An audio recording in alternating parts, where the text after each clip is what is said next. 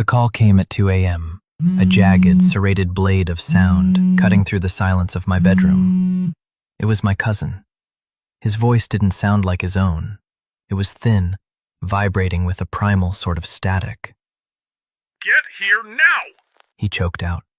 "Don't ask, just before the window closes!" I didn't think. I threw on a jacket, grabbed my keys, and surrendered myself to the interstate. 2 hours in, the world began to fray. The high-beam lights of my sedan struggled against a fog that felt less like weather and more like a physical weight. The trees flanking the back roads weren't just oaks and pines anymore. They were skeletal fingers reaching for the roof of my car. A sudden, unnatural chill crept into the cabin, a cold that didn't come from the AC, but seemed to radiate from the empty passenger seat. Then, she appeared. On the edge of my peripheral vision, standing where the asphalt met the dirt, was a woman. She was waving, not for help, but with a slow, rhythmic motion, as if she were wiping dust from an invisible pane of glass. Her movements were staccato, flickering like a frame rate glitch in a corrupted video. I blinked. She was gone. "Hypnagogic hallucinations," I whispered. But my voice sounded hollow, like it was echoing from the bottom of a deep, dry well. Suddenly the engine died. The radio surged to life, erupting in a wall of white noise. Amidst the static, a rhythmic thumping emerged, followed by a whisper. My cousin's voice, distorted and looping. "You're late. You're late. You're late." I looked back at the road, and my heart seized. She was there, dead center. She wasn't waving anymore. She was staring, her eyes two voids reflecting nothing. There was no time for the brakes. Impact. The sound was sickening, the crunch of wet bone and the shriek of folding metal. The car bucked violently, as if it had hit a concrete pillar before skidding to a halt. Then, a silence so absolute it made my ears ring. I stumbled out, my knees turning to water. The road was a tomb. No body, no debris, not a single smear of blood. But the air was thick with the copper tang of blood and the stench of burning hair and ozone. I scrambled back into the car. My phone screen glowed. No signal. But the clock was ticking backward. 2:10, 2:05, 2 o'clock.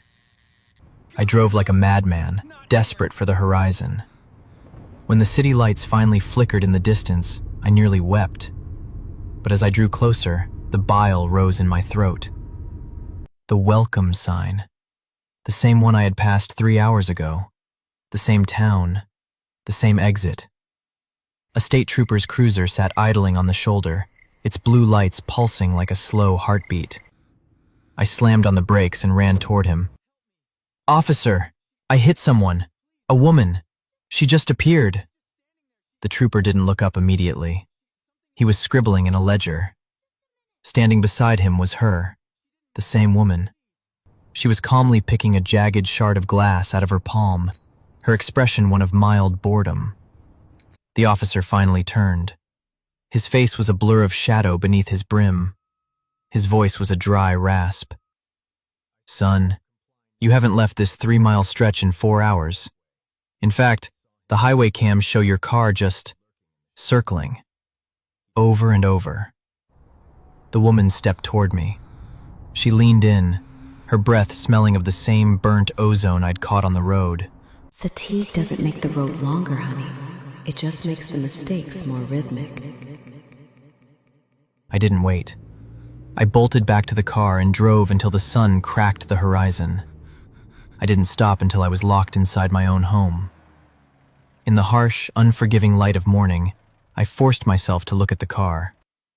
There were no scratches. Instead, pressed into the metal of the passenger door, was a scorched handprint, seared deep into the paint. Caught in the door handle was a single lock of coarse, gray hair. I pulled out my phone to delete the call log, to erase the memory of the night. That's when I saw it. The emergency call that started it all. It had been placed from my own number. At 2 a.m., while I was fast asleep. Alone. My name's Daniel. I'm 28. About 2 months ago, there was a major power outage in my area. Not the usual kind. The power company said it could take days to fix. The first night, I tried to deal with it. But by midnight, the heat, the silence, and the darkness started getting to me. So I booked a small place on Airbnb, just something temporary for a couple of nights. It was a small house on the edge of town. Nothing special. The listing said, quiet, private, perfect for a peaceful stay. I got there around 9 p.m. Everything felt normal, too normal. The neighborhood was completely quiet. No cars, no people, just silence. I let myself in using the keypad code and dropped my bag. The first thing I noticed was the smell. Not bad, just off, like the place had been closed up for a while. I didn't think much of it. I sat on the couch, turned on the TV just to have some noise in the background. About 20 minutes later, I heard a knock, soft, right at the front door. I froze. I wasn't expecting anyone. Not the host, not a neighbor, no one. The knock came again, a little louder this time. I stood up slowly and walked toward the door. I didn't open it. I looked through the peephole. There was a man standing there, very close to the door. He was thin, wearing a dark jacket, and what stood out immediately, his face and neck were covered in tattoos. He wasn't looking at the door. He was just staring down, like he was waiting. I didn't open. After about a minute, the knocking stopped. I heard his footsteps slowly fade away. I told myself he probably had the wrong place. Still, something about it didn't sit right. He didn't ring the doorbell, just knocked. I locked everything that night. Every door, every window. The next day was normal. I left for a bit, came back before sunset. Nothing seemed out of place, but that night, he came back. This time, the knocking was harder, more aggressive, and it lasted longer. I didn't even check the peephole this time. I just stood there, completely still. Then I heard it, the door handle, slowly turning. Once, then again. My heart started pounding. I yelled from inside, "Hey, someone's in here!" Everything stopped. Complete silence. Then, footsteps, walking away. That's when I knew this wasn't random. On the third morning, I decided I was leaving. But before I could go, something happened. I woke up to a faint sound, like something being dragged. I sat up, listening. It was coming from the kitchen. That didn't make sense. I was sure everything had been locked the night before. I stepped out of the bedroom slowly, and that's when I saw it. Footprints, on the wooden floor, clear, fresh. I stopped breathing. They started near the kitchen and led into the living room, then just disappeared. I followed them carefully, and then I saw it, the back door, slightly open. I know for a fact I locked it before going to bed. Then I heard something behind me, a step, slow. I turned around immediately, and there he was, the same man, standing in the hallway, closer than I expected. I could see the details now. The tattoos weren't random, they were dense, covering almost everything. He didn't say anything, he just looked at me, calm, too calm, like he didn't expect me to be awake. We stood there for a few seconds, no movement, no sound. Then he took one step toward me, and my body just reacted. I ran, straight out the front door, didn't grab anything, didn't even look back. I ran into the street and called the police. They arrived about 15 minutes later. They went inside and found things I didn't notice. The back door could be accessed from outside without forcing it. There were signs of previous entry and a few small items inside that didn't belong to me. One of the officers told me something that still bothers me. This guy was already wanted. He had been reported in multiple cases involving short-term rentals. He doesn't always steal. He doesn't always break in. Sometimes he just gets in and stays. I left that place the same day, but even now, anytime I stay somewhere new, I double-check every lock, sometimes more than once, and I keep thinking about one thing: how many nights was he already inside without me knowing? It was the spring of my final year in high school.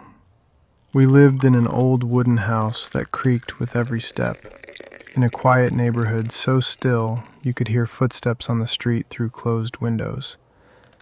My mom worked late-night shifts as a nurse, which turned our home into my own private fortress from 8 in the evening until 4 in the morning. That night, I said goodbye to her at the door, the scent of her perfume mixed with hospital disinfectant lingering in the air. I closed the door behind her and sank into my own world.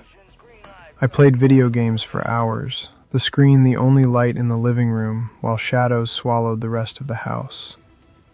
Around 11:30, exhaustion hit me. I turned off the console, climbed the creaking wooden stairs, and went to bed. I woke up suddenly, not from a nightmare, but from a soft thud downstairs. I looked at the digital clock by my bed, 3:30 a.m. I told myself, Mom must have come home early, trying to push away the growing fear. I lay on my back, waiting to hear her keys on the table or the kettle boiling. But instead, I heard footsteps. Heavy, slow, deliberate steps moving from the kitchen to the living room, pausing, then back toward the hallway. There was something wrong with the way they moved. This wasn't someone coming home from work, seeking rest. This was someone exploring. 3 minutes passed. My heart hammered like war drums. Why hadn't my mom come upstairs? Why was the house so dark? I got out of bed slowly, trying not to make a sound. I pressed the light switch in my room, and the footsteps stopped, as if the person downstairs had been waiting for that signal. Silence. I opened my door, crawled on my knees to the railing, peering into the darkness below. I saw nothing moved. The console still sat in place. But then I noticed it. Muddy footprints on the kitchen floor leading to the dining table. My gaze lifted slowly. In the shadowed corner of the kitchen sat a man. He wasn't searching drawers. He wasn't taking anything. He just sat. Straight-backed, hands neatly on the table. A dark cloth mask covered his face, his eyes shining through the holes, staring at me. He didn't move, didn't speak. The silence was what terrified me most. I ran upstairs, slammed my door, and called 911, trembling. There's someone in my kitchen. He's not doing anything, he's just staring. I heard the front door quietly open and close. Minutes later, the police arrived, then my mom. The officer told me something that kept me awake for weeks. The man hadn't stolen anything. Not my wallet, not the TV. But on the table, in front of the empty chair my mom always sat in at 4 a.m., lay a kitchen knife, placed there, carefully. He wasn't there to rob me. He knew my mom's schedule. He was waiting for her.